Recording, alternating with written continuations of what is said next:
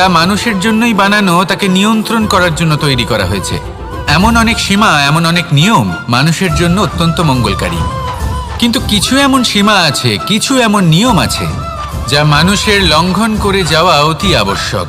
যতক্ষণ না এই সীমা লঙ্ঘন করছেন, নিজের নতুন অস্তিত্বকে খুঁজেই পাবেন না, সেই স্থানে পৌঁছতেই পারবেন না যেখানে সংসার তাকে চিরস্মরণীয় করে রাখবে। সেই জন্য জীবনে যাই করবেন, সীমা অতিক্রম করে যান। যদি পরিশ্রম করেন তাহলে সীমা অতিক্রম করে পরিশ্রম করুন। যদি লক্ষ্যের দিকে অগ্রসর হন তাহলে সীমা অতিক্রম করে অগ্রসর হন। কোনো সীমারেখা যাতে না থাকে, সেই সর্বোচ্চ স্থান দেখুন এবং অগ্রসর হন। এই সংসারে অগ্রসর হওয়ার জন্য এই সীমারেখা বুঝে নেওয়া এবং তা অতিক্রম করার জ্ঞান লাভ করা প্রয়োজনীয়। আসুন আমার সাথে ভালোবেসে বলুন, রাধা রাধা।